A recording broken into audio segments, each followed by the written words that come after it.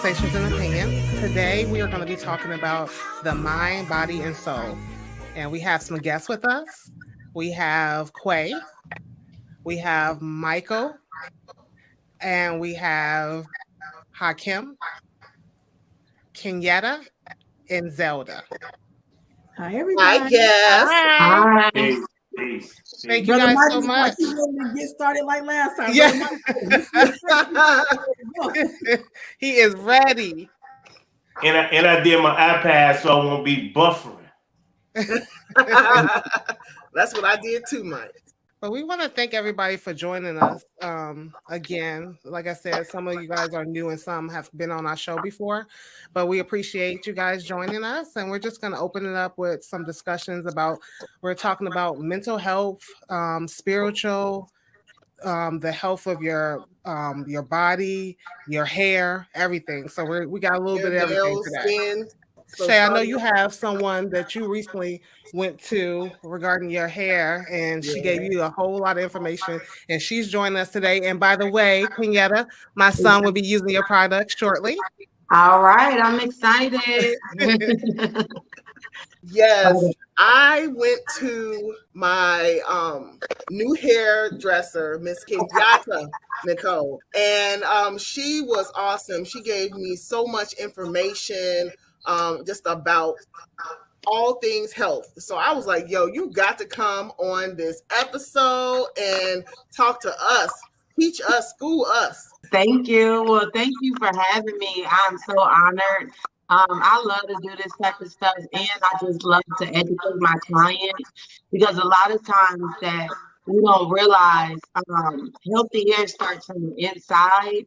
So if you it's not just your hair, it's your skin, it's everything. Our bodies are just like, the trees and the plants and things like that. If we're not properly hydrating, if we're not properly fertilizing it, then guess what? The trees are going to die, or your plants are going to die. So our bodies are just like that. Like, we have to watch what we're eating. We have to watch what we're using on our skin and our bodies and things like that. If we want healthy hair, healthy skin, healthy nails. Because I remember, a time when I recently lost 70 some pounds, but I remember when I was putting thank you.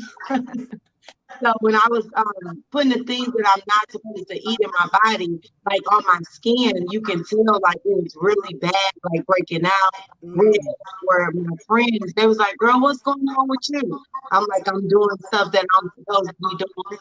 So it's the same thing with our hair as well. A lot of us are allergic to glue. We don't even realize that.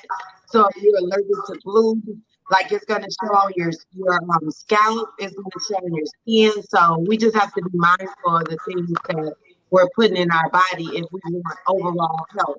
And it's not just our outer appearance, but it's the inside as well. Right. Part of the conversation. So, Kenyatta, you talked about losing 70 pounds. What was the catalyst that made you start that journey? Did you run into a health issue? Did you notice you wanted something different than what you had going on? Tell us how you got to the place where you decided to start to strip your diet down and go on your weight loss journey for health.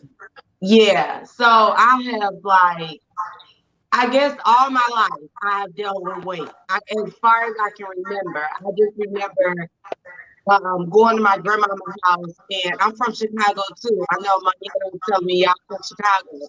So my grandmother, she would cook cornbread and molasses syrup. So I just remember from that always having a healthy, so I always try to get some things. And so within the last year, I was like, you know what? I'm gonna get serious. This is something that's important to me. My high blood pressure, diabetes, all of that in my family. Thank God I did not do any of that. That was one of my things. Why I always try to watch my health, because I didn't want to have that. And I have cousins that's my age that has the high blood pressure and diabetes, and I was like, I'm not gonna, that is not gonna be my life. So I'm gonna do what I need to do, and I'm gonna do what's best for me. And so I just really buckled down.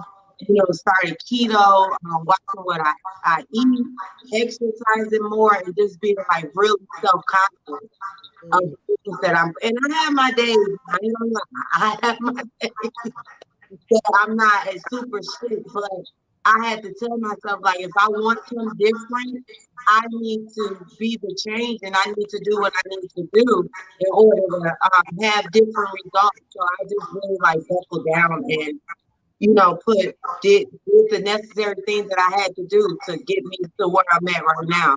That's amazing. That's awesome. And congratulations on that weight loss, girl. Yes. We know that it's hard. hard work. It's hard. It is So not easy. congratulations. And Quay, I know you're driving, so I want to get you just in case you have to go. But how is mental health and spiritual health connected in your own words? Because I know you can help us out over here. You know something? This is such a sensitive area, mental health and spiritual health. Here's my take on it. First, I want to say that we are made up of three components. We're spirit, we're soul, and we're body. And the body is just a byproduct of what's happening in your spirit and your soul. That's the way we can distinctively tell what's going on with a person by what their outward appearance is like. Now, I'm going to use this as an example because I think we all can relate, and those that can't, this is a good visual. When a person smokes weed, that is something, if you've seen the look of it, you know that they smoke. I'm talking about avid smokers. I'm not talking about for medicinal purposes or every now and then or socially. If you notice, the person that smokes weed, their whole contents change. Their face, their lips get darker, everything about them. They move a little slower, they think slower, they talk slower. If you know, strictly a byproduct of what's happening on the inside. Now, we all know that cannabis is from the earth, using it in great ways. However, when you overdo Okay, well, we can ask Mike. Mike, can you give us a little insight on the mental health and how your journey has been and ways that, has helped you overcome any obstacles you've been through? Yes. First, I want to say, riding off what Quay said, the spirit, the soul, and the body.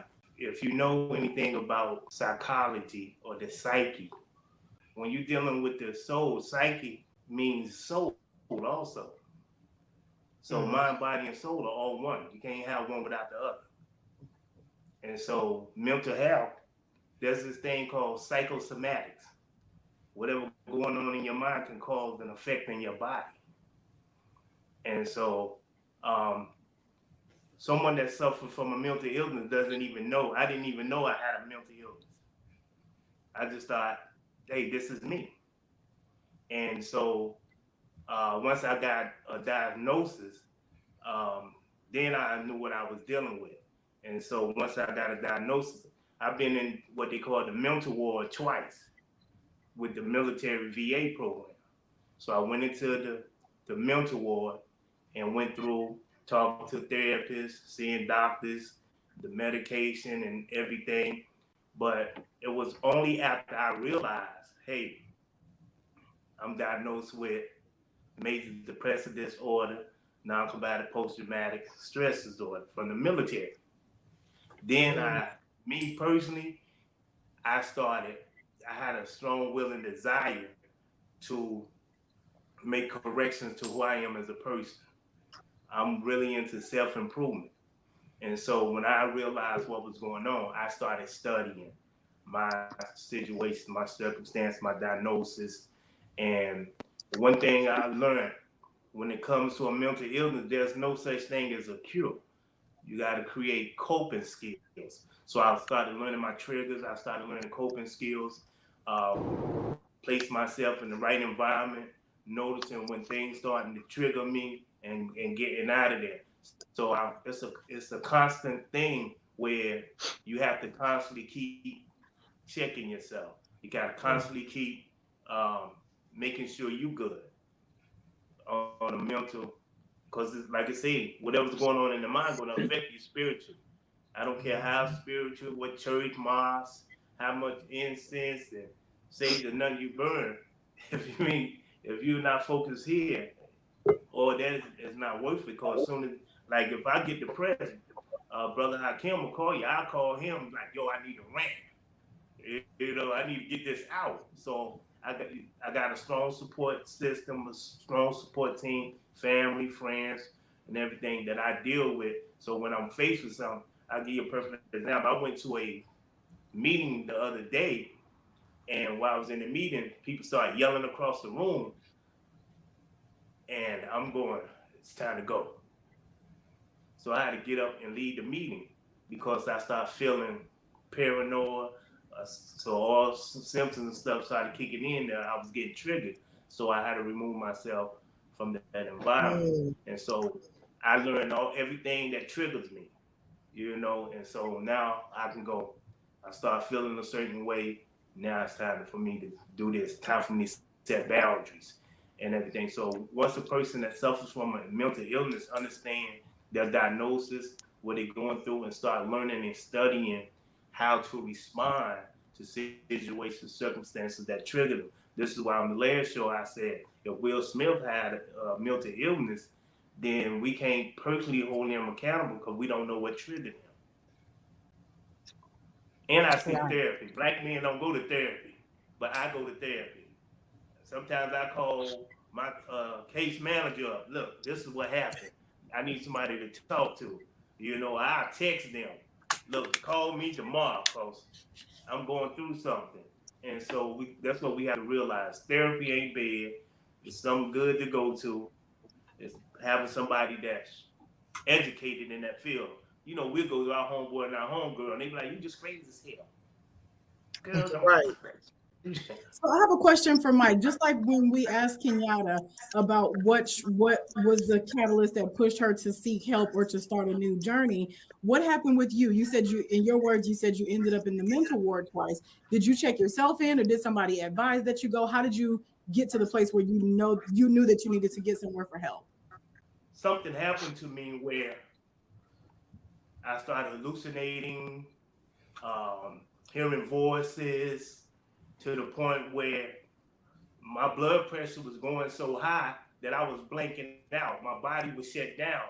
And so my mother and my brother and them, they snatched me up that day and checked me in. So it was involuntary. Mm-hmm. So, but once I got in there and everything, I had, like I said, strong support team. Brother Hakim came to visit. Other people were calling and visiting. And so once I got a grip on this is what's going on with me, then I was able to say, okay, it's time for me hold myself accountable, learn what's going on, and then make it happen.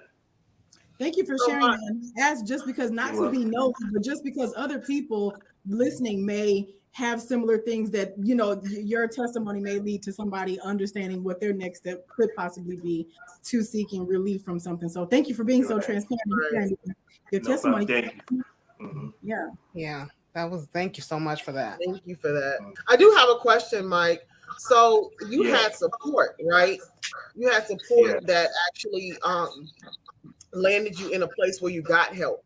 But so those people who may not have that support, do you have any like resolution for them, or you know any like type of places they can call if they did need help? Are you aware of any of those things? Well, everybody usually is in a different area. If you're a military vet, they have crisis hotlines, or your local VA or Veterans Affairs. You can contact them. Go to any hospital. If you go in and check yourself in dealing with mental illness, they should have resources where you can contact. With the internet now, see this is one thing I say. If you can't change the people around you, you change the people around you. If the people I'm around are not qualified to help me in my time of need, and I can't help them in their time of need, especially mentally and spiritually, those are not people that I feel I need to be around. So anybody that's watching, study the people you're around, because you don't know. we all suffer from some form of mental illness. Right. Some of us just got a diagnosis and know what we suffer from. If you saw my list, Brother Hakim can tell you, he's seen the list. If you saw my list, you'd be like, oh man, how do you make it from day to day? You know. And then, like I said, I'm spiritually connected. You know, I study. You know, you gotta have something to hold on to. I remember when what's the little frigid spinners came out. I had one of them. I used to have the rubber band on so when I'm going through, I could be in a restaurant and it get crowded, and I start going, oh, it's time to go. Because I can't deal with a crowd, and I start popping the rubber band. Then I got the little fridge and I was spinning that, and I know people like, this grown ass man in the restaurant with a damn fridge spinner. But it worked. It works. Yeah, that's what they were created for. They were created to minimize anxiety and reduce that type of feeling in overwhelming situations. Mike, I know you spoke about the military, right? And yes. I've never been in the military. And I just am very adamant about how they treat our veterans. And in my mind, when you spoke about going to the Veterans Hospital, do you think they do enough for you all, given that you served us, you went to war for us? So my question is a two-part. A, did you realize that you had something mentally wrong before, after, or during? And then once you came out, is the military sufficient, or did you have to seek outside? In the military, I was a military police correctional officer in the United States Army. I worked at the largest military correction facility and prison in the United States called the USDB, United States Disciplinary Barracks. I went in right after high school. And so imagine a 18-year-old kid going to work at the largest military prison in the United States, where you got special forces, Navy SEALs, all aspects of the Army. If somebody messed up, no matter what they trained, they went to Fort Leavenworth. I went there as an 18-year-old kid. And so dealing with grown men, dealing with the military itself and everything, there was things that I saw. It's a prison. There's things that was going on, being threats and all this stuff that was going on. While you're going through, you're a product of the environment. I tell anybody, even somebody that works in correction, if you do a 2 12-hour shift, you spend a day in prison yourself. You just get to go home. But you'll become an inmate because you're taking on a certain environment breeds similarity. So, but as I was going through and everything, no, I wasn't thinking mental health or anything like that. It was a job. I was a soldier. But when I got out, I didn't want nothing else to do with the military. You know? And so I took my duffel bag to a dumpster and threw it in the dumpster, and I was on my merry way. And I got out like 87, from 84 to like 87. I didn't start getting affected to where my mental illness was to the extreme until like 2009. I'd never been to a military hospital, veterans hospital, nothing, until I started going through the episodes that I was going through. But once I got there, there's a program that I'm a part of called the MECM program, and they deal with mental health. And you have to qualify to be in this program. And so I qualified to be in the program. I can't speak for no other veterans. I've been in the veteran peer group. You got some veterans that does what they supposed to do, and then you got some they all about, hey, I'm just trying to get a check. I'm in here to get a check. You know what I'm saying? I got to do this, da. And so you got those who don't cooperate, don't follow the program, don't follow procedures. And those usually the ones you hear go, the VA don't do this, the VA don't do that. No, the VA gonna do what you allow them to do. I see my therapist every 3 months, a social worker or a nurse come at least once a week, or we have a video conference call. And so for me, they have helped me tremendously. So I can only speak for me as far as that, as far as the whole process of getting my disability and everything.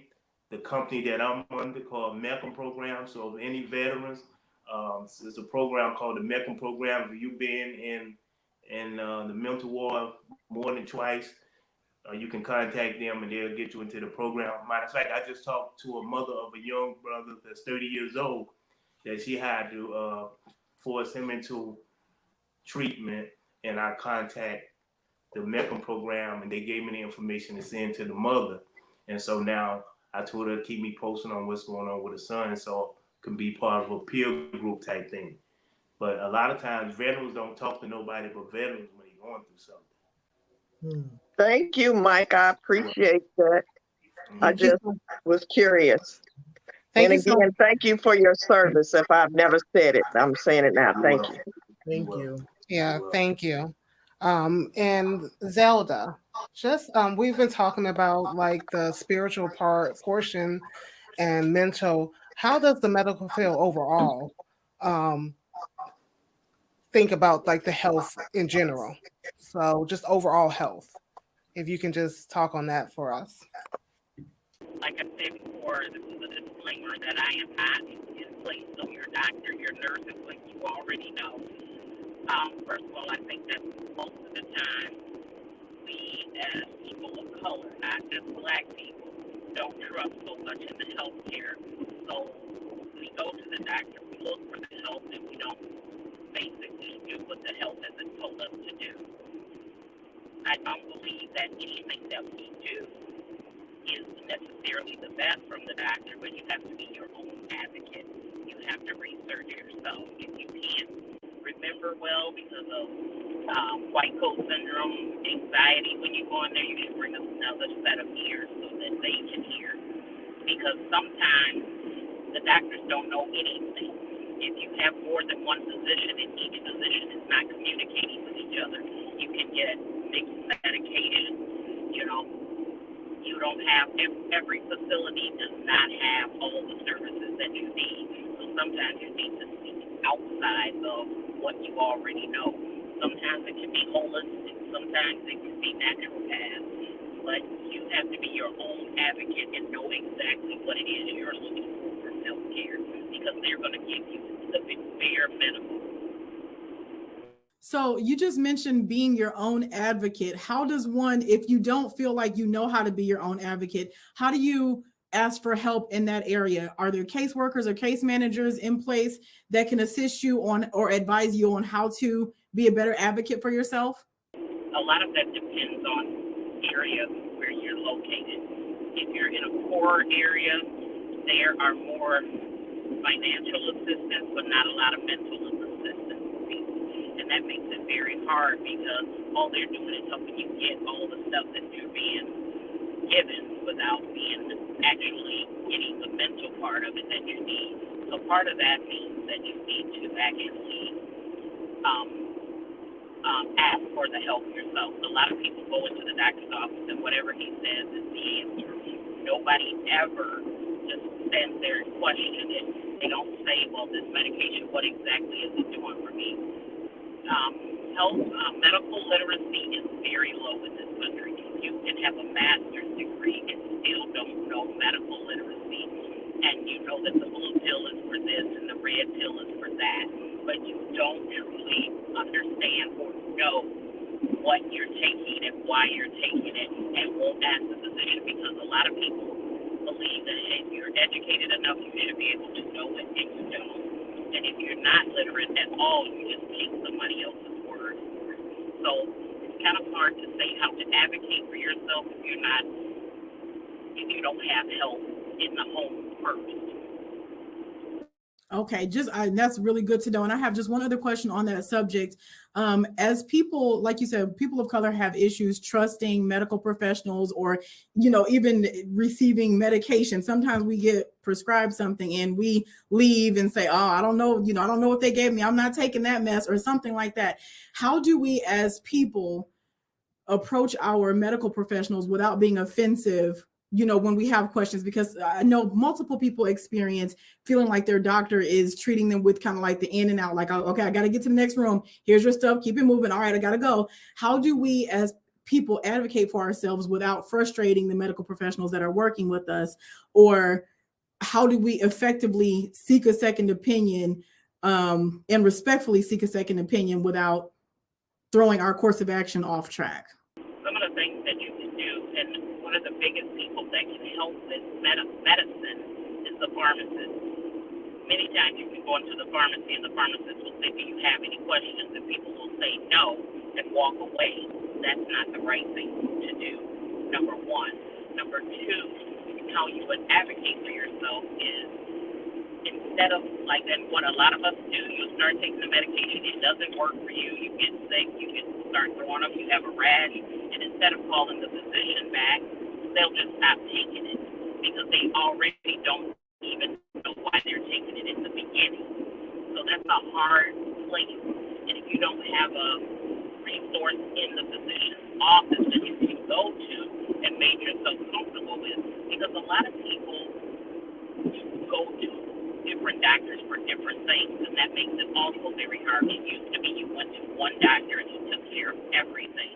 Now everything is a specialty. If you have cardiac disease, you go to the heart doctor. If you have diabetes, you might go to an endocrinologist, because a lot of times some of the general practitioners cannot even dose your insulin correctly, and now you're not even taking it correctly. And it's a whole series of things that go along with it. There's a lot of teaching that goes on with diabetes and heart disease, which is huge for the non-white race.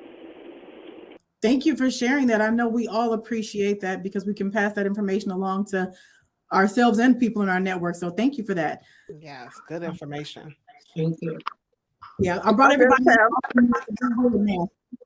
I have one question for Zelda. You talked about how we used to have one doctor for everything, but you are right. Everything is a specialty, because I'm dealing with cluster headaches, which I knew nothing about. So Caronica told me about it, and I had to get lidocaine shot in my head or whatever, but it's not working. But I'm saying all that to say this. So my general practitioner, when I first initially went to her, I thought it was allergy.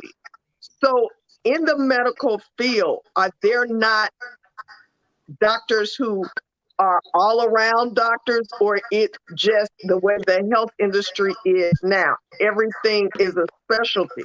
And if so, how do we make sure that when we go, we should ask for A, B, C, D, E, you know what I'm saying? Once you see your general practitioner. Look how, what's her name is shaking her head in the car. But go ahead. One of the things that I find is helpful is to have an internal doctor, internal medicine internist. What they do is they look at the whole person. A general practitioner will see your child and see you, and there's no pinpointing what is adult bad, and what is pediatric bad. You don't look at the whole person. And the thing is, they are not specialized in anything. They're just generalized in everything. So sometimes you have to do some research on your own. One of the places I tend to go is Medscape, and I go to another one that's called Lexicon. And what I usually do. Yeah, her phone's breaking up. That was great information. We will be sure to link the websites that she mentioned in the comments, so everybody can go and check those resources out for themselves. So that was good. We appreciate her for that insight from the inside. Right. Yes. Right, but just so I'm clear, she did say there's a difference between internal and general. Yes, she said an Okay. internal medicine doctor will see anybody and everybody. They'll see children, they'll see adults, and they look at the whole body versus just that specific whatever field of study the other people are in. So yes. Okay. And Quay, I know You we back, lost Quay? you. We lost you earlier, but if you can just continue to let us know about the question when we were speaking on how spiritual and mental health is connected. Yes. So I was just saying that the body is a byproduct of what's going on in the spirit. So if a person is, and I use the marijuana use as a visual so you can kind of understand what I was saying. Clearly, you can tell a person that smokes a lot because their body appearance changes. And so when we're talking about spiritual affecting the mental, when things are going on within our emotions, which is the soul is the seat of our emotion, our mind, our will, our intellect, the soul. When there's something going on in there, it's going to show on the outside. When a person is upset, what's happening in the body? Your heart begins to race, shortness of breath, your voice raises. All these things are happening on the inside, but it's manifesting from the body. The body always tells. When there's something wrong with your kidneys, you can tell from the eyes. When there's something wrong with your liver, you can tell from the eyes. That's inside working, letting you know something on the inside is not working. The body is that signal. And when we're talking about mental health, and this is such a prevalent conversation, guys, I'm telling you, this is very important that we have these conversations, especially in the Black community. My children, all three of them have mental health issues. My daughter she has a form of ADHD. When she's not well, I instantly know something's not right because there are a lot of things that she manifests in her body that I know that the mental and the spiritual is out of whack. So she forgets a lot. She starts things, doesn't finish them. Everything's incomplete. Her room is a disaster. This is all out external. But I know now I have to have a conversation because internally something's happening with you. So we've been having to have a lot of conversation because in her spirit is chaotic. Her thoughts are racy. Everything's all. I know when it's really exacting itself in her body, when her room looks a mess, when she can't remember anything, she can't pull it together. And for those who, now this is only if you believe this, in the Christian culture, spirits can attach to people, right? This is only if you believe this. This is not for everybody. But in the Christian culture, we believe that spirits attach themselves to people.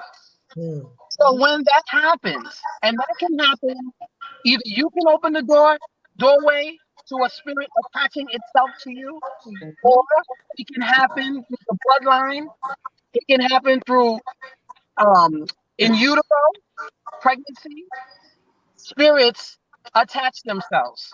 What happens in the spirit realm always manifests in the body. When a person is possessed demonically, and we all know, we've all seen people act erratic, out of control, out of order.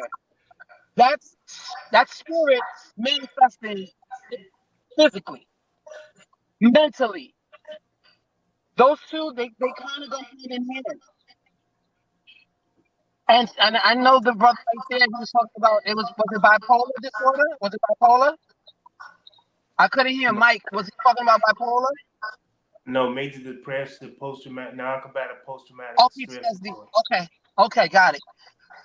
And even in that, a lot of times what happens is, but PTSD is a little different because that's experiential.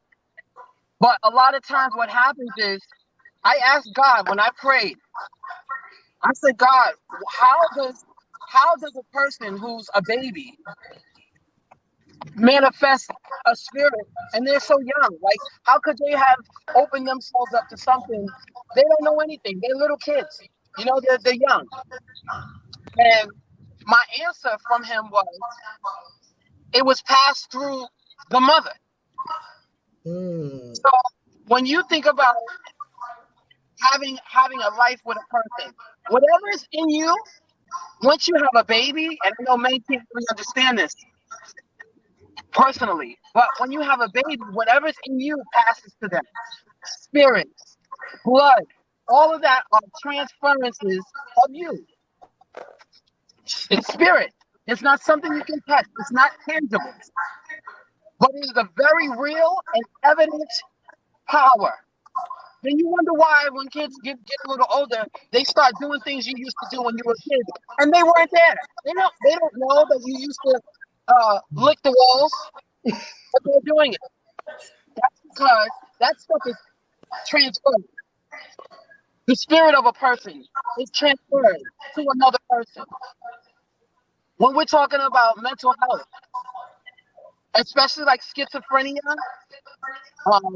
multiple personality disorder, you know, those kinds where they are really prevalent. We're talking, you're 6 different people in one body, and each person has a trigger, and not all of them present all at once. It depends on what's happening with the person. It's the person that's the nature of that person presenting. That's why I said this is a very sensitive subject, because you have to first believe in spirit realm in order to even have this conversation. You got to first understand that there is a spirit realm, and that realm is very real, and that you can see the production of a spirit realm in our physical world. Once you can believe that, and you can believe that you can transfer a spirit from one person to another. A spirit can be on you, or listen, when you get angry, that's not you. And if you notice, when you get upset, you act outside. That's why they say you're not going to pull me out of character, because you're acting outside of who you are. That is a spirit. Okay. Quite, I have a question for you. So first of all, thank you for giving the 2 parts to your answer. For people who don't believe exactly how you believe, but do have children struggling with mental health, I want to shout you out for acknowledging your daughter's mental health, because in our community, a child who is acting erratically, room all over the place, forgetting things, we get a whooping for that in our community. We get in trouble for the room not being clean, you not listening, and things like that. So shout out to you as a mom for acknowledging that there's maybe internal factors that you can't see on your child that are affecting her ability to perform in certain. Yes. And that's just really, and you know, we got to really start facing that in the community. Yeah. And I really had to come to myself. I saw the signs when she was 6, but I just chalked it up to, oh, she's still young, you know. But when your child starts cutting, trying to commit suicide, running away from you, you know, these are the things I'm dealing with now. So we really had to have a conversation around her mental health.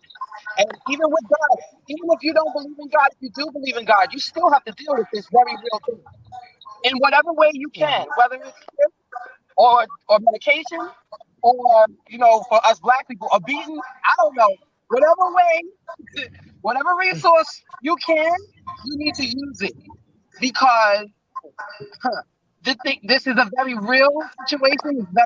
And sometimes we can pray, and it does not feel like you're getting any relief. So this is whether you believe in God or not. This is just life, and us knowing how to use our resources to speak to the issues that we have in our households. And for me, definitely, I put her in front of TDJ one Sunday morning, and the whole message was about cutting yourself. And she had just gone through an episode where she was cutting herself. So for me, I'm definitely going in the way of the Christian culture for that, because I never talked to T.D. Jakes about my daughter's issue, but that same issue that she had just performed was on the Sunday service, and he was just speaking to that spirit, because that's a spirit in my Christian, culture. That's a spirit. And so she stood there and she cried and she cried and she cried. And at first she didn't want to get up. She didn't want to raise her hand. She didn't want, it was that thing fighting against her being free. Tormented by that thing. She can't function. And so I noticed that after she kind of got herself together after the service, she kind of changed a little bit, and the spirit kind of died down. It wasn't as strong. It didn't fight me as much. So I'm going to use any resource. If that's God, if that's a belt, if it's medication, if it's doctors, I got them all. I use it all. I take it she has a diagnosis, except for medication. I don't do medication because I don't believe that they have done enough research for our youth or even our community. That's just not for me. And I feel like there's other means by which we can work with her. She has a therapeutic mentor. She has counsel. We have in-home therapy, which is family counsel. So, there's a lot of things you can do before we get to medication. So I'm not really a proponent of medication, especially for young people, young Black kids. But definitely, spiritually, I'm praying. I'm getting oil. I'm doing all of that. Mentally, I got her a therapist. In her body, I'm sometimes knocking her out, because sometimes it's not going to use this diagnosis as an excuse for why you didn't do what you were supposed to do, because they'll do that. So to me, it's a full continuum. It's a continuum, a spectrum. You can't just talk to one thing. You have to do the spirit, you got to do the soul, and you got to do the body. Mm-hmm. Thank you for sharing that information, because that's definitely going to help somebody. Because I know with kids it's hard because you don't know what's going on. So thank you for that.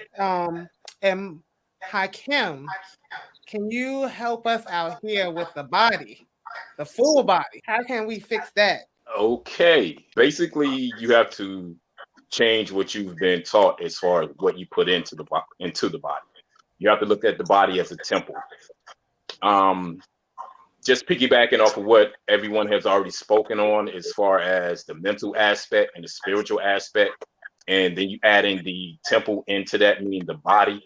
I look at all of that as being one, especially when you talk about the spirit and the mind. The spirit and the mental aspect. To me, that is the mind. And when you look at the mind, that's broken down into different compartments, which makes up the mind. The body is the vehicle that you use to express anything that is based on spirituality or a mental aspect. But in order for you to express that, you got to make sure that you're putting the right things into your body so that the body stays healthy enough for you to express whatever aspect of the mind that you're trying to convey to whoever it is you're trying to convey it to. So when it comes to the body doesn't care anything about chicken or an apple or an orange or rice. It is only concerned with what is in those particular items that you eat. So we're talking about nutrition. So when it comes to that, I think culturally, which is where all of these different diseases come from, if you're not born with a genetic anomaly, then 9 times out of 10, the illnesses that you're dealing with are cultural based. Meaning, if you're eating what we call the SAD, Standard American Diet, or if you want to get more technical with it, a European diet, then chances are whatever illnesses that your parents had or relatives had or have, you're going to come down with those illnesses. So what I like to do is tell people to move away from the Standard American diet and start looking at your body from the aspect of what is supposed to go into it. You have what is called a herbivore, an omnivore, and you have a carnivore. Most people have been taught to basically be a carnivore, meaning they eat meat, and along with eating the meat, they bring in starches. Usually that's in the form of bread, and they consume very little vegetation. when you look at people of color, whether they're black, brown, yellow, or red people, we've always lived in tropical places.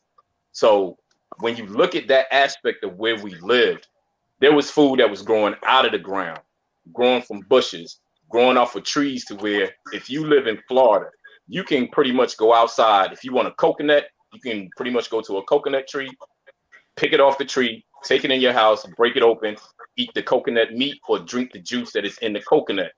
So this is where it gets crazy at. Those same people will turn around and walk past the coconut tree and go to the grocery store and buy a coconut instead of going outside and getting something that is free that you can consume that's going to keep you healthy. So when we look at it from that aspect, as far as dealing with health, we got to move back into what we did as a people that was cultural based, that kept us healthy. Because when you're dealing with the standard American diet, you're dealing with the people that lived in a cold climate. So therefore, they didn't have access to vegetation the way that these people who lived in tropical climates had access to different types of fruits and vegetables. So they had to consume a lot of meat or animal products, or products that comes from animals, in order to sustain their life and try to live a healthy life in an environment that was pretty much hostile to them. So when it comes to the body, exercising is one thing that you can bring into play, but that's more cosmetic. It does help internally, but when it comes to keeping the organs and those systems functioning to where the body stays in what's called homeostasis, meaning it's neutral, it's not acidic, it's not too alkaline, it's basic, then that helps the body overall. So in order to keep the body where you want to keep it at, it's about nutrition. Consume the foods that are high in nutrition, and your body is not going to fail you. So That was good. I have a question though. So you've given us the overall picture on how to and all that stuff. Recommendations on people like most of us who have practiced improper diet for so long, or have even taught those negative habits and passed them down to our children. How do you recommend a way to ease into for children? You know, adults, we can say I'm going cold turkey and try really hard, but with children, how do you pivot your child out of the unhealthy ways that you've taught them into eating more? You said homeostasis, to get into a state of homeostasis. Is that right? Okay. Yeah, homeostasis basically, you know, the body is, look at it from this point of view. I'll try to use this as an analogy. When someone comes down with arthritis like myself, usually like when the weather changes, especially when it's cold, you know, you hear people who have arthritis, they'll say, you know, I'm aching or I'm hurting. Mm-hmm. Yep. And the reason why that's happening to them is because your body is out of alignment with Mother Nature.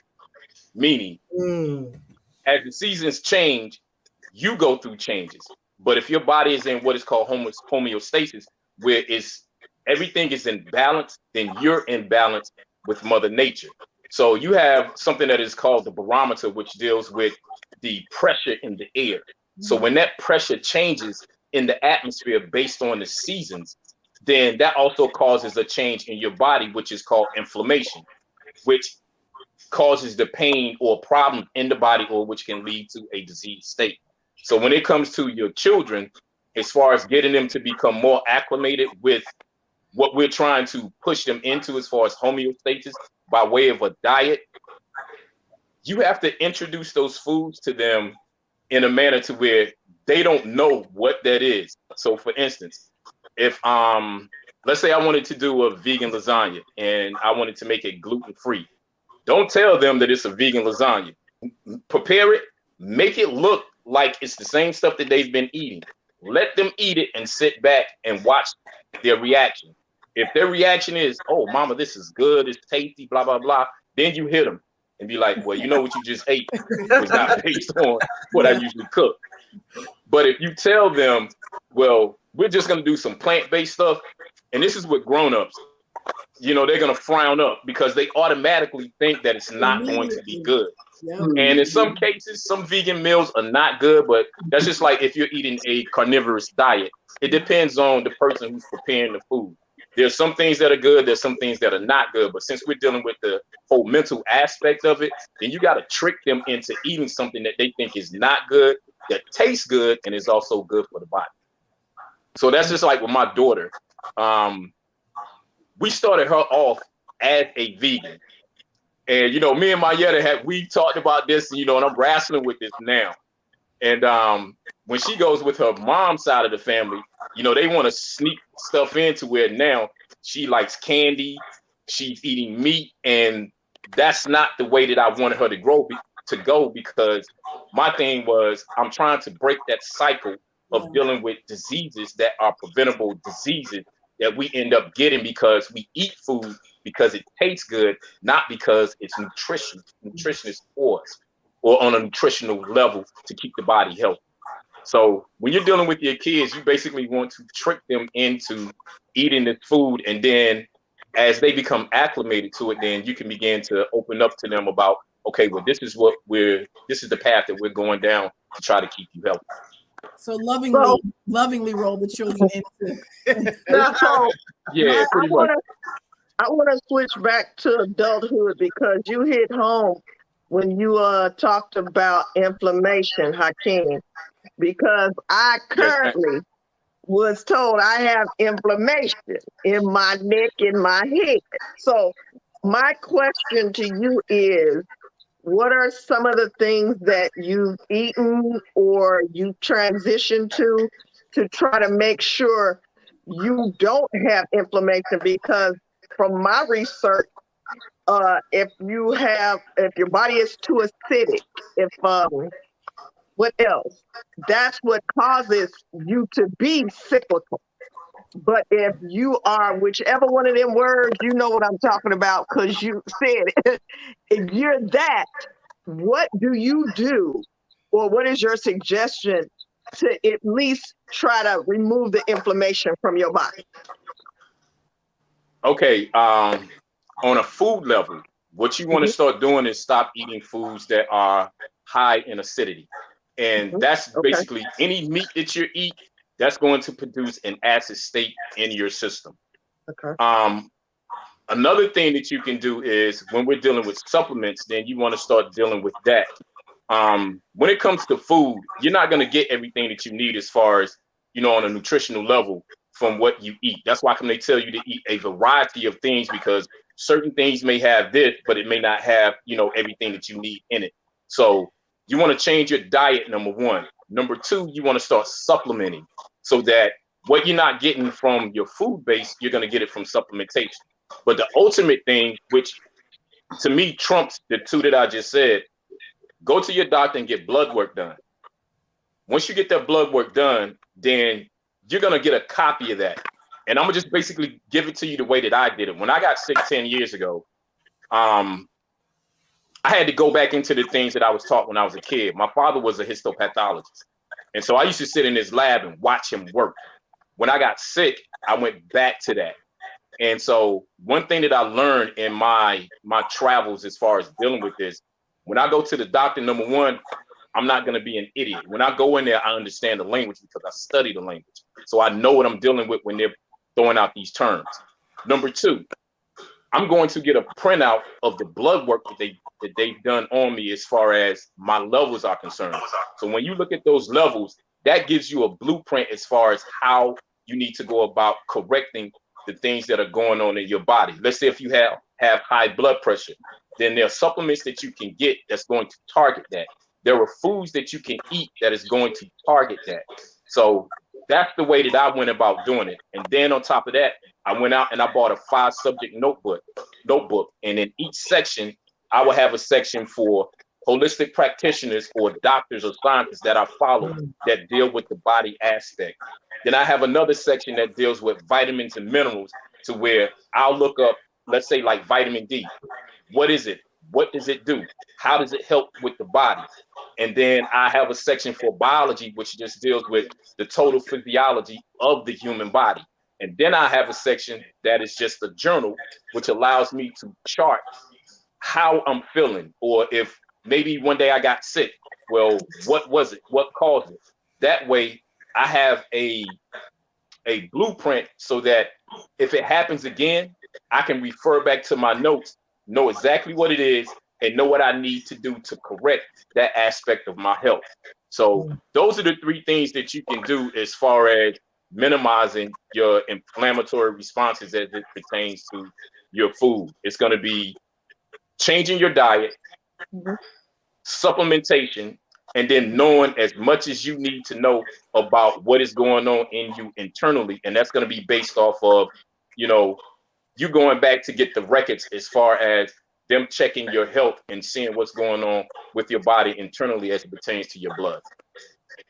Okay, so more or less eat right for your blood type, because my cousins used to joan me a lot because I'd be like, eat right for your blood type.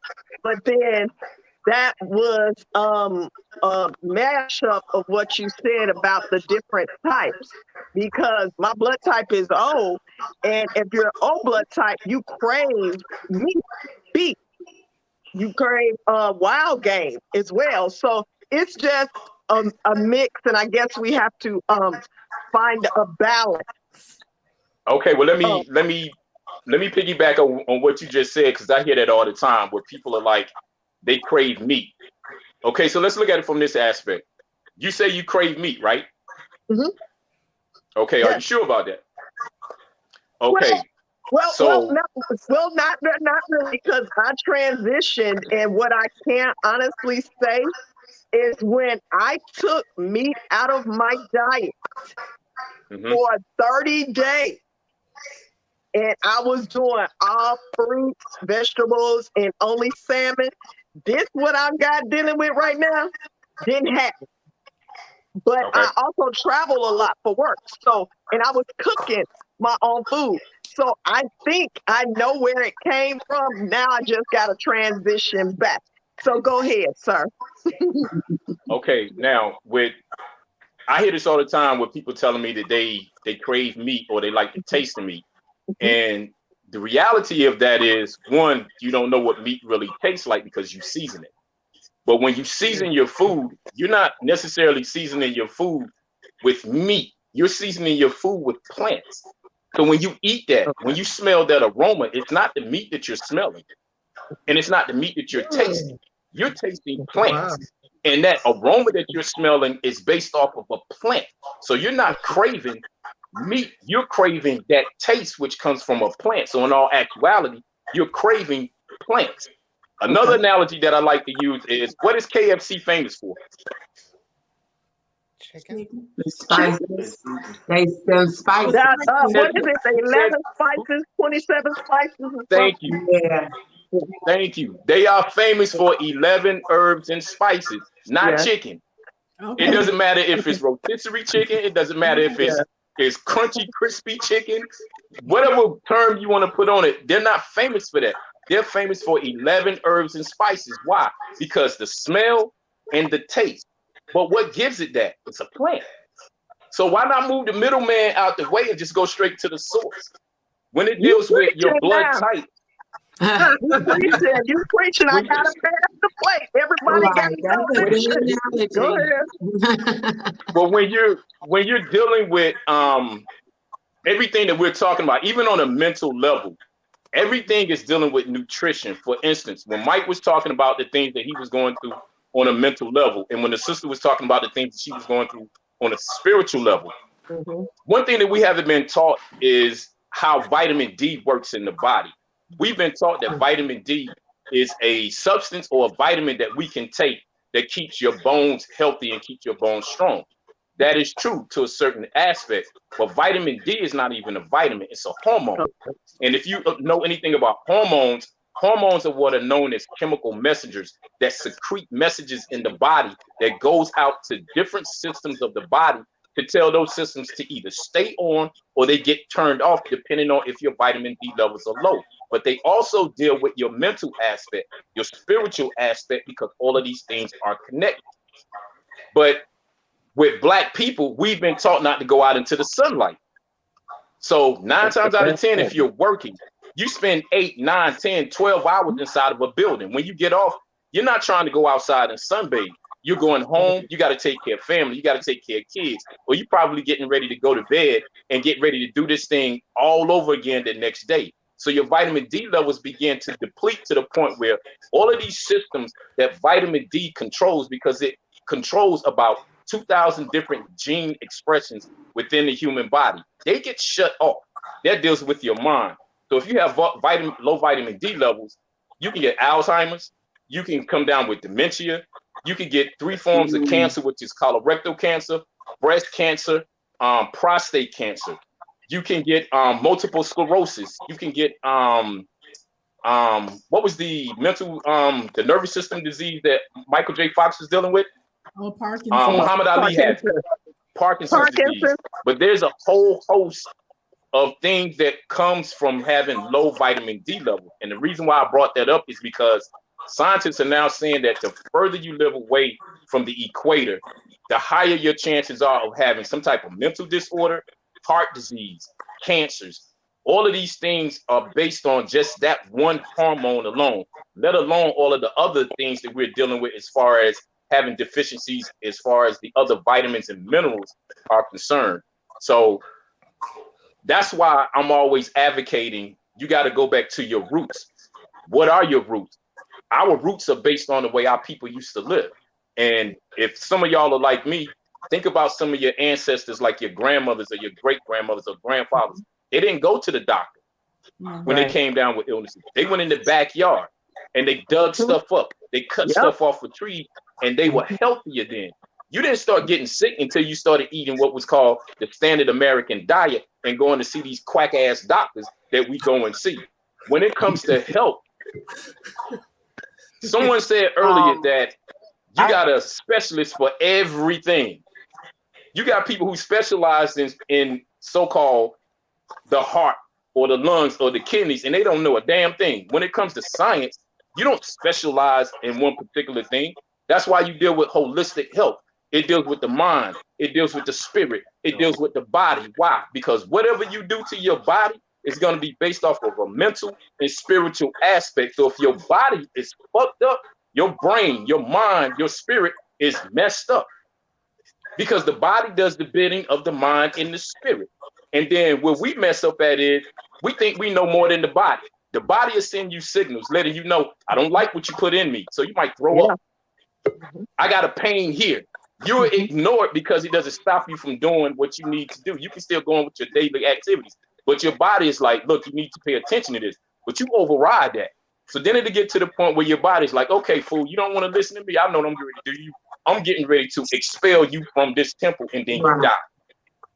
So everything that we're dealing with has to go back to a cultural level, to the point where we got to go back and study that and then learn that and then apply it in our daily life. Can I just ask about, you were talking about being a vegan. I have anemia, low.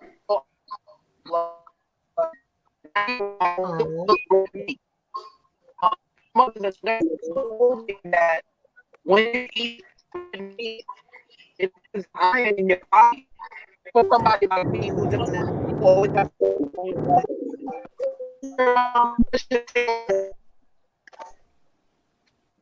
Oh, it's breaking up. I think she's trying to ask about supplements or ways to get her iron through plants. Or if she can be a vegan and be with low iron. You can be a vegan and bring your iron up. Right now, my mind is like going at 1,000. it's on 10 right now. I'm trying to think of the things that you could consume to get your iron up. Right now, my mind is at a blank. Hopefully, it will come back to me before the show is over with. But beets, brother, I can't wait and eating beets help with the iron. I know. I can't remember, Mike. I can't remember. I'm not gonna say yes and I'm not gonna say no. Right now, my mind is completely blank. Well, let me say this here, brother. Let me say this, brother. I can't. I was gonna eat some chicken today, but since you said it was the seasoning, I'm just gonna finish off this today. It's just gonna be my meal. Just gonna eat the seasoning today. I get my plant base in today. All right. I got you, bro. I got you. Make sure I don't have too much salt in it, though. It's so funny. That's out. I got a question for you. Okay. So, like we've talked about this, and I don't know if you feel comfortable actually saying what the illness was, but I think people knowing what it is and what you did to actually heal yourself would be very informative. Okay, so 10 years ago, I didn't know exactly what I was dealing with. I started trying to self-diagnose myself because of the symptoms that I was having, and everything was pointing to multiple sclerosis. And during that particular time, I thought I was doing, everything that I needed to do to stay healthy. And it was a frightening time for me. Just like me sitting here now, my muscles would contract to the point where you can see my shirt move like this. That's just how bad it was. And when I finally got a diagnosis, I was diagnosed with having rheumatoid arthritis.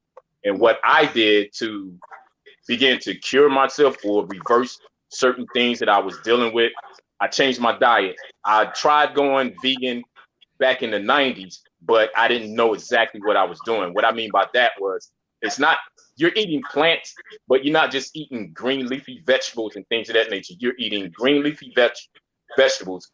You're eating beans. You're eating grains, nuts. There are different things that you're going to consume to where the things that you thought that you would miss as far as dealing with a carnivorous diet, you're still going to be able to get them through a plant-based diet by eating these items.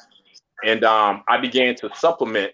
And so some of the supplements that I used, I got on a good multivitamin. And I would not suggest getting a multivitamin from Walgreens, Walmart, or CVS, any of those types of stores.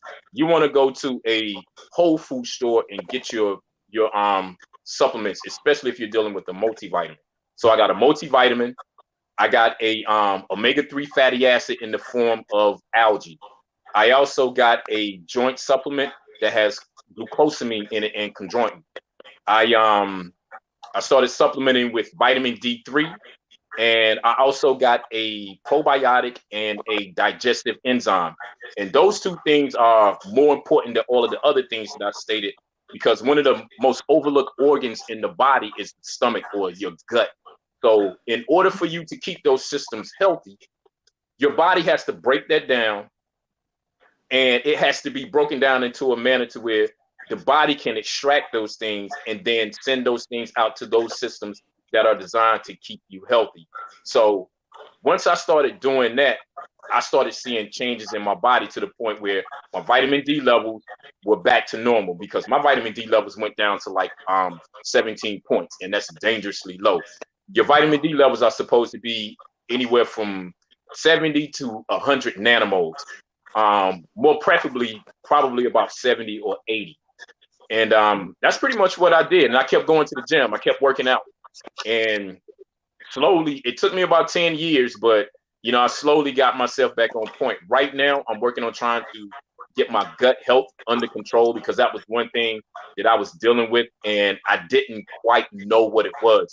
Every day that I would get up, I was sick. I felt sick. But like through the course of the day, around about 12 o'clock and after 12 o'clock, it was like I was normal, and I couldn't figure out what it was. But that was dealing with the weather. That was going back to what I was saying about, the inflammation and not being in alignment with nature. And as time went on, I got myself back on track. That's good. So I wanted to jump in because Kim has been talking about so many really amazing ways to, just get in, just don't play double dutch, just jump in, start today, do something. Just do something different today than you did yesterday.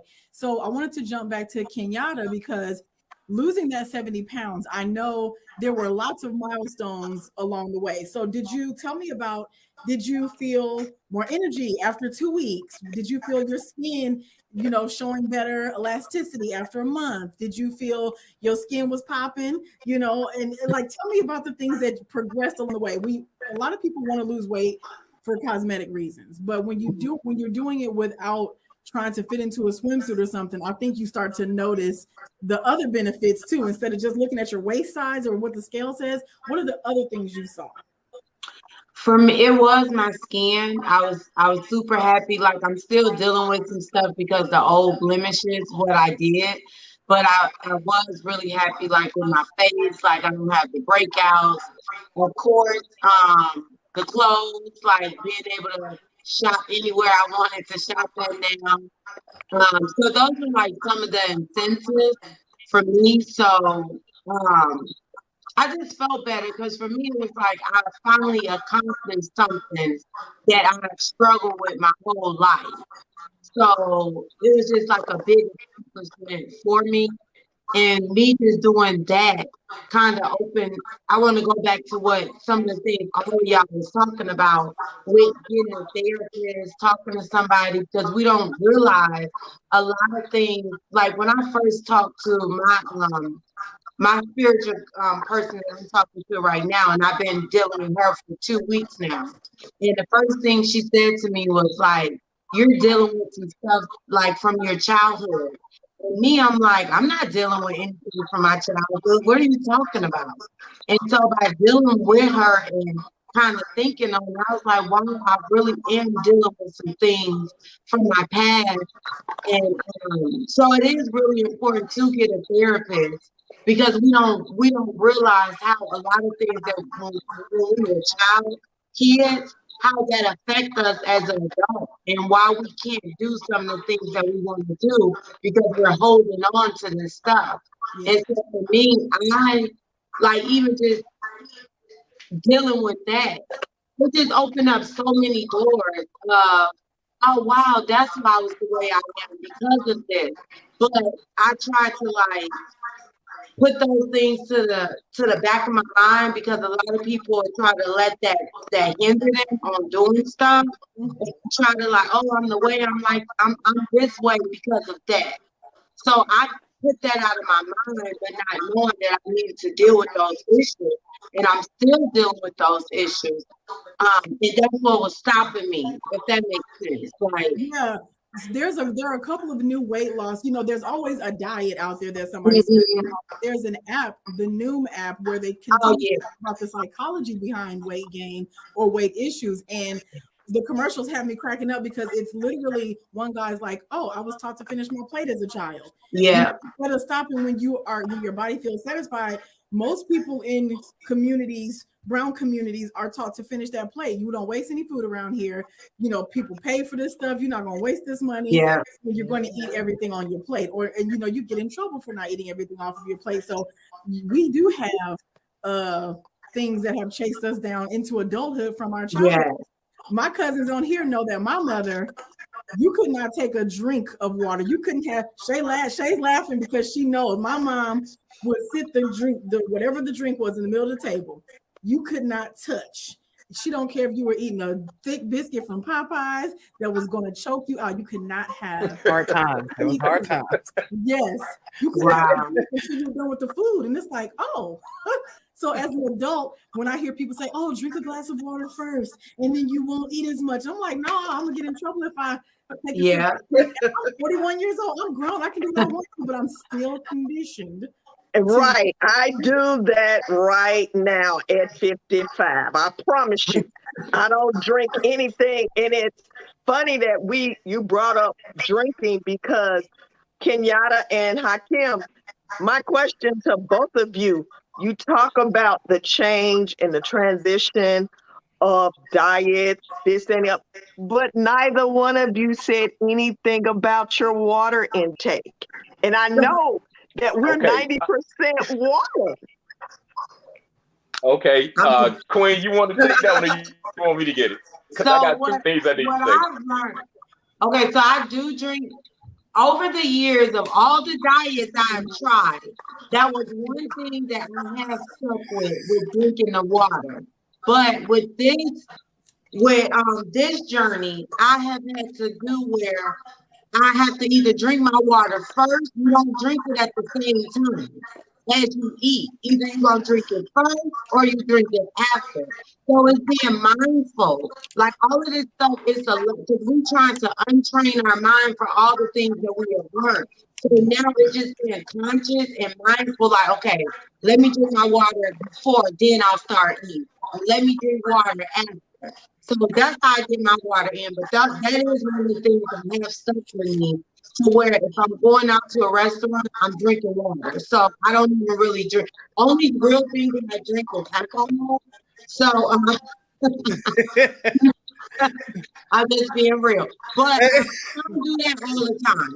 But mainly, that is one of the things that has stuck with me is drinking water. So I don't have a problem with that. No, I just thought it was real funny that nobody brought up water. You gave good. I was like, are we missing something? Because we need that just to function regularly, for your organs to function regularly, and nobody said anything about it. Yeah, for your scalp. For your scalp, I always ask my clients, I say, do you drink water?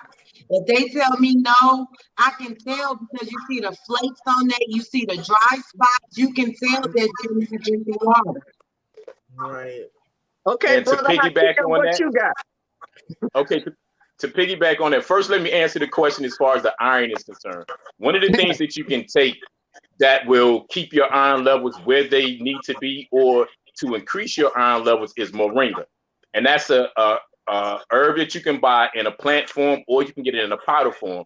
They sell it at any, you can get it from GNC, Vitamin Shop, or you can get it from Walmart. So it's you have easy access to it. To deal with the water thing, when consuming water, what you want to do with that is you want to consume half of your body weight in water, but that's in ounces. So whatever amount that you weigh, you want to half that up. That's how many ounces of water you need to drink every day. And if you are an athlete, or if you're a person that is always on the go, you're always busy, you probably need to drink more water than that. But when it comes to water, you're correct. Water is something that you need to drink every day, but it's the amount of water that you need to consume. And that varies from individual to individual based off of your weight. Right, because see, I was told, like you said, to cut how much you weigh in half and then add 32 ounces. And that's just for your organs to function normally. And if you're drinking anything that's not just water, like tea, soda, juice, or whatever, you need to drink 16 ounces just to flush it out. So, okay, well, see, that's new to me. I've never heard of that. I'm gonna look into that. Okay. Well, before we close out, first of all, I just want to thank everybody for being with us on a Sunday. I want to give a shout out to our beautiful Shae, as it's her birthday, so she's working on her. Happy birthday! 45, y'all. 45. Yes, and before we close, I want all of our guests to just share your number one best practice that we'll pass along to our audience. So we'll start with Quay, then jump to Brother Mike, and then Hakim, and then Kenyatta. You can take us out with your one best practice that you'd like to pass along to our audience today. For me, best practice is prayer, meditation, and I think from that place, you will address all of the issues, body, soul, and spirit, through meditation and prayer. And I know that outside of the Christian culture, also the Hindi culture, Buddhism, they all believe in meditation. So definitely you want to get, become one with yourself. Get that quiet time and really get in tune with what your body's saying, what your soul's saying, and what your spirit's saying. Yes, thank you, sister. Thank you. Brother Mike. For me, study. And I watch a lot of comedy. Yeah. You know what I'm talking about, right? I watch comedy. You gotta get comedy in. That's right. Talking about mental health. You know what I'm saying. Yeah. So with your reading, though, is it a particular type of reading? What type of literature? Like I deal with the Book of God, the Truth of God, spiritual books. One of the books I'm into now is called The Four Agreements. That's good. I've listened to it so many times. It's literally on my phone. I listen to it anytime I'm feeling like in a slump. I'll remind myself, put that on. And it's just a 2-hour audio book. May even be less than that. Yeah, that's one of my favorite books. Yes, and I also at night I play audio books or meditation music overnight. I don't watch TV after a certain time. I'm either studying, so when I lay down, I'm laying down with something productive on my mind. And I study something from the mental health field every day. Then I go through some study. Oh, okay. Thank you. Nice. Thank you. Hakim, share with us. I'm pretty much along the lines as far as what Mike said. We study we're studying every day, all day. When I go to work, I take a book sack to work and it's filled with books. So since we're talking about health and that pretty much goes along with science, I'm gonna share some of the books with you guys as far as some of the things that I read. And just to add on to that, make that the focal point of what you do every day. And the reason why I'm saying that is because we talk about all of the things that we want to do on a daily basis or things that we want to do in the future. In order for you to do that, you got to have your health intact. You don't want to be bedridden. You don't want to be laying on a couch or on your bed and you're unable to achieve your goals. And the only way you're going to achieve your goals is based off of keeping your temple healthy. That comes before your man. That comes before your woman. That also comes before your children. Because in order for you to take care of any of them or any of the things you want to accomplish, you got to be able to do it physically.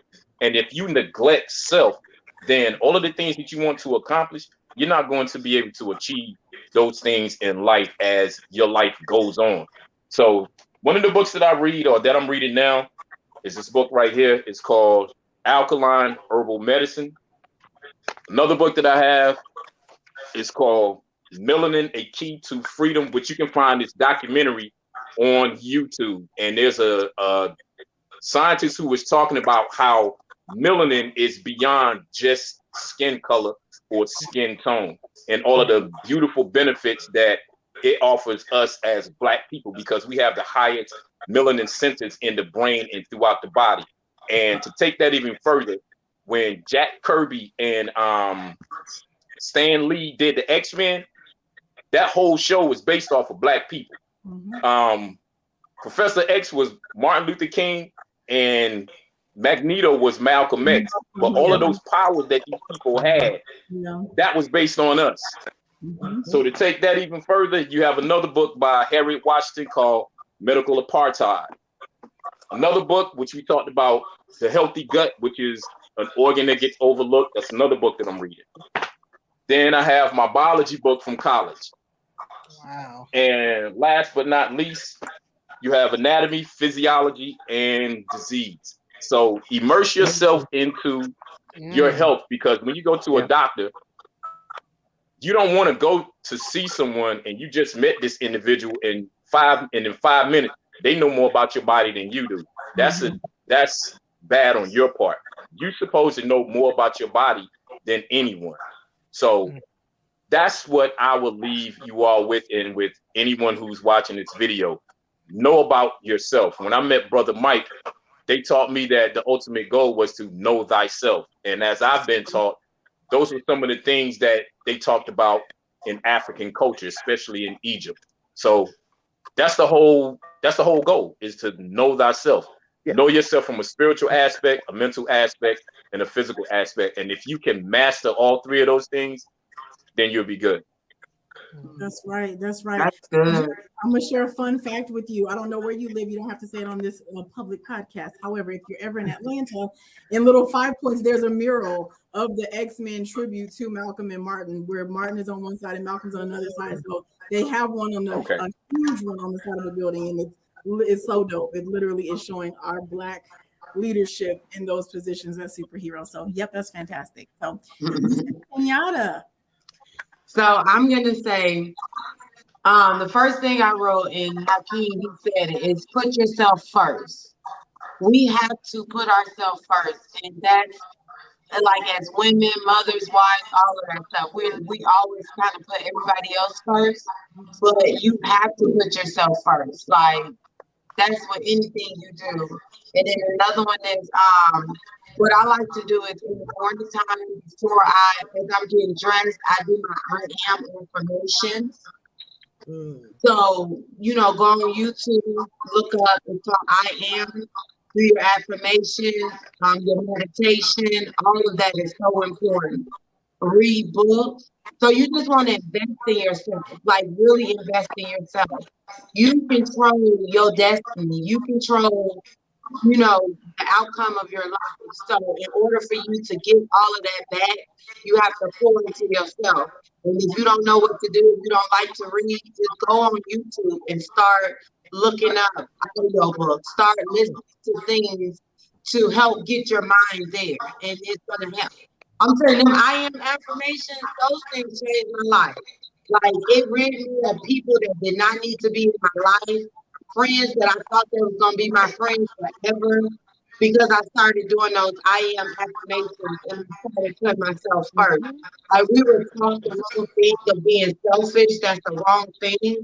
No, be selfish. Put yourself first. So that's what I'm going to say. Put yourself first. Be selfish. It's okay. I love that's a common theme between everybody. Quay, Michael, Hakim, and Kenyatta all said something along the lines of instilling or infusing into your mental. So meditation, centering yourself, literature, reading, the meditation music that Michael talked about. I do that too. The frequency music. YouTube has that are like 15-hour videos, 20-hour videos that you can watch when you go to bed, and those are really fantastic. Yeah, I use those too. Yeah. So because we support Black businesses on this podcast, Kenyatta, please tell us in your 30-second elevator pitch what your product is and where our audience can find you. Okay. I am the Kenyatta Nicole, your healthy hair care specialist and CEO of Norris Hair Care Products. You can go online at theknstore.com. I do have a 30% off sale, which ends tonight, May the 1st. Use code 1YEAR for all your hair care needs, and the products, they gear towards hair care moisture and hair growth. And the products are named after my mom, which is Nora. Well, since our podcast, and that's beautiful. Since our podcast doesn't air tonight, can you create a special code for the Conversations and Opinions audience that maybe can run for a week, that they can take advantage of it and you get some new? Yeah, I can. I can't think off top, but we'll drop it in the description box. Whatever. Grateful for that. Thank you for that. Thank you for that. Also, I think it'll be helpful if Hakeem would share the books, a link to the books, because everybody doesn't read. But yeah, we can share all the links for all the books. Yeah. Okay. That's awesome. Thank you guys. Thank you guys so much. I appreciate all of you guys. Thank and you. I must say, I do use Miss Kenyatta's hair care, and I love it. My hair is so shiny, and I love it. So, yes, ma'am. And my son is currently getting his hair washed with it. Okay. Let me know.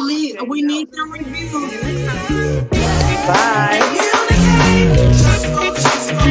Bye.